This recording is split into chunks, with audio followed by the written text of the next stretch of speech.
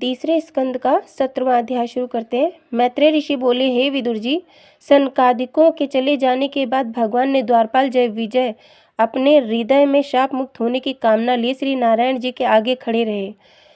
सर्वांतर्यामी श्री नारायण जी ने उनके मन का हाल जानते हुए कहा, हे द्वारपालो, मैंने अपनी इच्छा से ही तुम्हारा ज्ञान नष्ट करके ब्राह्मण द्वारा ऐसा शाप दिलवाया है, अन्यथा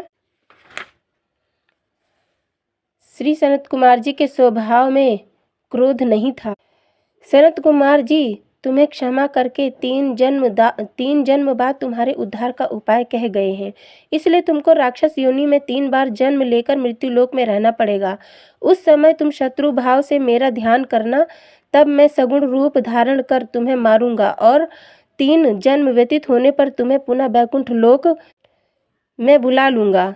इतना कहकर श्री नारायण जी ने जय विजय को बैकुंठ लोक से नीचे गिरा दिया।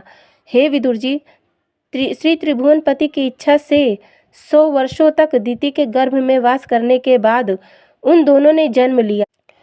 उस समय जगत में अनेकों तरह के अपशगुन होने लगे। ब्राह्मण एवं देवता भयभीत होकर कांपने लगे। अग्निहोत्रियों की जो अग्नि कई पीढ़ियों से यज्ञ कुंड में प्रज्वलित रहती चली आ रही थी, वह बुझ गई। पृथ्वी पर भूचाल आने लगे और कलयुग के समस्त लक्षण दिखाई देने लगे। ब्रह्मा जी ने दिति के उन दोनों पुत्रों का नाम हिरण्याक्ष और हिरण्यकश्यपु रखा। हिरण्याक्ष का शरीर कई योजन लंबा चौड़ा था। जब वे दोनों भाई बड़े हुए, तब ब्रह्मा जी ने उन्हें यह संपत्ति दी कि तुम दोनों भाई अपनी माता पिता की इच्छा अनुसार राज्य करो।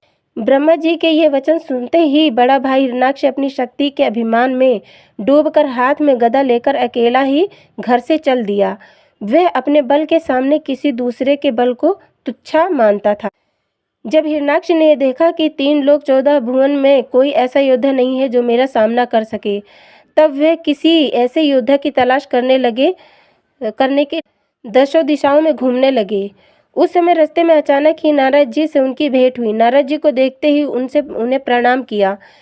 इसके बाद वह हंसते हुए बोला, हे देव ऋषि, आप सभी जगह आते जाते रहते हैं, इसलिए आप मुझे ऐसा योद्धा बतलाइए जो संसार में संग्राम कर सके।